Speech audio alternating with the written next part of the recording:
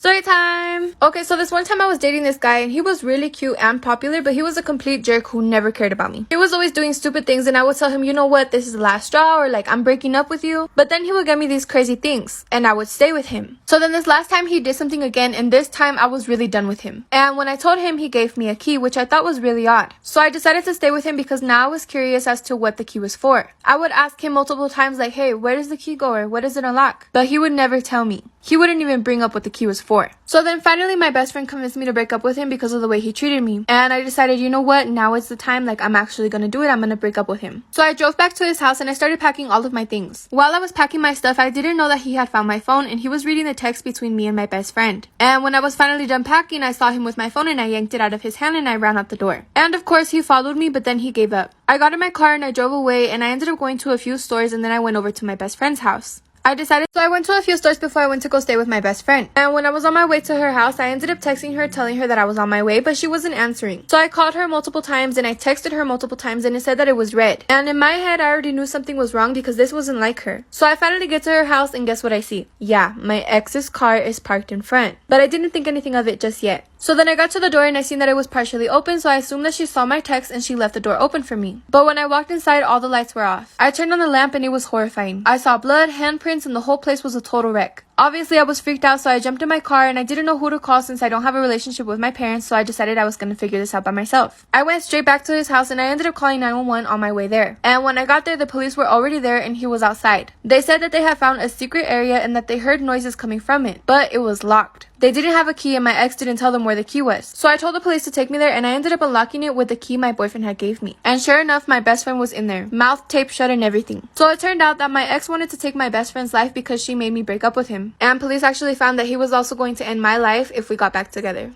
Story time! Okay, so I'm in middle school, right? And recently this girl from another school transferred to my school. Now, I live on a very, very small island, so everybody knows everybody. And one of my best friends knew her before she even came to our school. So, of course, when she transferred over to my school, she joined our group. Our group is small, it's me and 2 other girls. But of course, we welcomed her with open arms. We'll go ahead and call her Taylor. So at first, me, Taylor, and the rest of the group got along really well, and everything was going great between the 2 of us. One thing I want to note is that around the time she transferred over to our school, I was still with my toxic ex. Fast forward a bit later, and we were all hanging out at school, and I seen that Taylor was sitting next to my boyfriend. They were talking and stuff, and of course I got a little bit jealous, but I didn't say anything about it. Now, the school that we all go to is a private school, and of course because they're a private school, they're really strict. Now, I would like to think of myself as a good girl. I've never done anything bad, never got into any kind of trouble, but as soon as Taylor transferred over to my school, she started influencing me and peer pressuring me into doing bad things.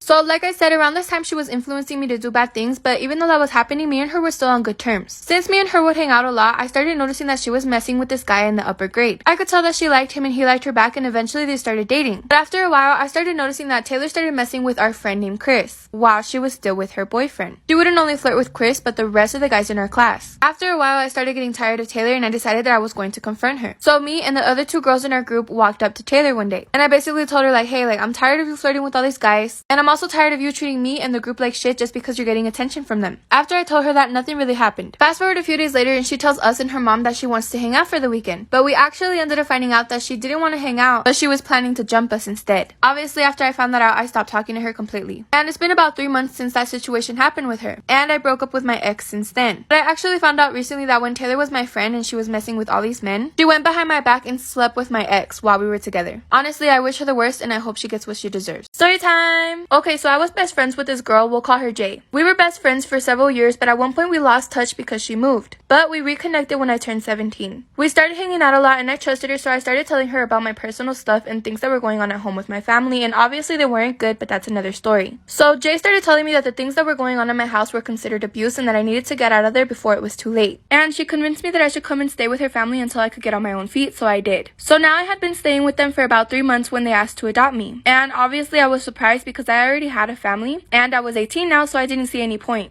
They ended up telling me that the reason it was important to adopt me was because I can go to college and they could see me as a part of their family already, and they said that I deserved a loving family, so of course I said yes. At this point, I was living with them for about 4 to 5 months before we moved to another state. And let me tell you guys that it was horrible. It started when Jay's family enrolled me into a college when I told them that I wasn't ready and wanted. So like I said, they enrolled me into a college when I told them that I wasn't ready and I wanted to get settled in first. I had been working a full-time job and now I was a full-time student, and they were building a house at the time, so I had been staying with some other family. I didn't have a license yet and I had been working a lot to save for a car. And one day Jay's family surprised me and told me that they bought me a car and I would only have to pay them like half for it. Obviously, I was excited. But by the time I had saved enough money, they told me that I didn't deserve it and they gave it to Jay instead for free. Mind you, Jay already had a car and she didn't even pay for that one. That's when they also started taking away my phone when I fell behind on my assignments. I was 18, an adult. So that's when I went out and I bought my own phone and started paying my own bill. Obviously, they got angry with me, and Jay's mom, we will call her Melissa, grabbed me by my collar and got up in my face and raised her voice at me with this crazy look in her eyes. That was the moment when I realized that they weren't doing this to help me. Whatever they were doing was for themselves. So that's when I started doing some research, and I ended up finding out that they were actually getting financial benefits for having a daughter who's in college. The better my grades were, the more money they were getting. That ended up explaining why they would get so mad at me for having bad grades, and why they enrolled me into college without my permission. And I don't know if you guys remember, but the only reason I went to college is because they made me go.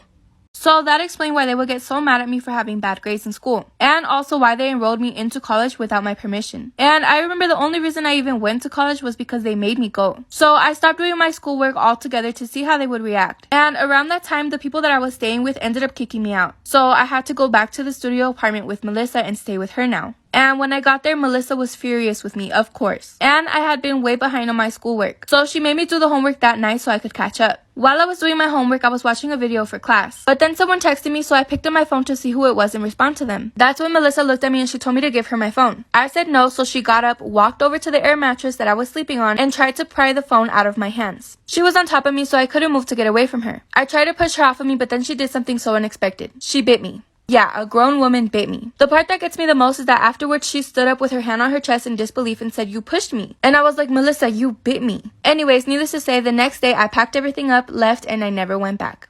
Story time! Okay, so when I was a freshman in high school, I had this huge crush on this one boy. We'll call him Alex. So the only thing that was stopping me from getting with Alex was that he was a sophomore and I was a freshman. 1 year difference, but still. Now, my best friend, we'll call her Maria. Maria knew that I had a crush on him, and she knew that because I would always talk about him in class, or whenever me and her would be hanging out together at my house and stuff. Now, I couldn't date Alex because I felt like, 1, he was out of my league, and 2, like I said earlier, he was a sophomore. But also with the fact that my parents are Jamaican and they're very strict, especially when it comes to dating. So on this one random day, I was hanging out with Maria, and she came up with this crazy idea. And the idea was to ask out Alex for me and see what he says. And despite me saying no and begging her not to, she did it anyways. We were in the hallway when Maria came up with this idea. And where we were standing, Alex was standing across from us. And he was hanging out with his friends, so Maria dropped everything and she went up to him. And at the time, I was guessing that basically she told him that I liked him. Or I mean, that's what I thought. So then after she was done talking to Alex, she came back over to me and she was super excited and she was telling me that he liked me back and this and that. And me being dumb, I got really excited with her and I was like, "Oh my god, are you for reals?" At this point, I was like, "Okay, bet. He likes me and I like him." But then the next day, I seen him standing in the hallways again and I decided to go over to him and talk to him. And to my surprise, Alex wasn't interested in talking to me at all. And then I also ended up finding out that Maria was telling half of the school that I was a thought and sleeping with my brother's best friend. But obviously, I was really confused because Maria said that Alex wanted to go on a date with me yesterday. So I got suspicious and I started watching Maria more closely. Now I had figured that when Maria went to go talk to Alex, it was to tell him that I liked him. But it turns out that she ended up telling him that she liked him instead. And then to make it even worse, I also found out that they were sleeping together. So I decided to get revenge. I confronted Maria about it and I pretended to forgive her and stuff. After she thought we were good, she ended up inviting me over to her house for a sleepover. By the way, I knew that she was still talking to Alex and sleeping with him. Mind you, she was 14 and he was 16 and they were still talking. So then later that night, after she went to sleep, I went on her phone. I ended up finding pictures that she would send to him, and I ended up sending them to myself. After that, I proceeded to send her pictures to every school group chat, and I even put it on Instagram. Fast forward to the next morning, and she still didn't know until we went to school, and she was pissed. Everyone was calling her a thought, and she thought that he was the one that exposed her. Oh, and did I mention that I told her parents? But to this day, she still doesn't know that I did that. I'm now in college getting my things together, and I'm in a really happy relationship. And last time I heard of her, she's living with him in his mom's house. He's really abusive to her, and they're not in a good relationship at all.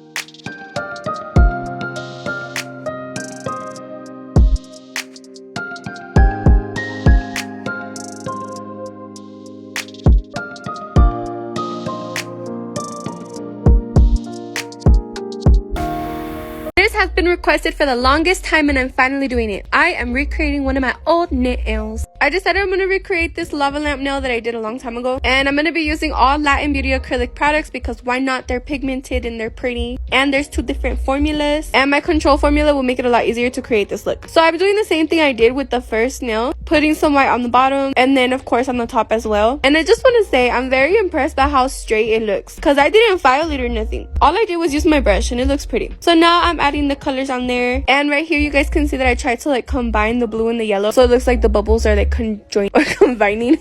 So then I added some clear acrylic, but I low-key feel like I messed up. I feel like I should have just put the clear acrylic in the middle part instead of on the white, but it's okay. And then right here too, my nail tech breaking is like, oh my god, I messed up the entire thing. I feel like I should have just put top coat on the middle part, but that's fine. But this is the final look. I feel like it does look a little better than the first one. I feel like it looks more clean. I don't know about you guys. But let me know what you guys think, whether this one is better or the other one.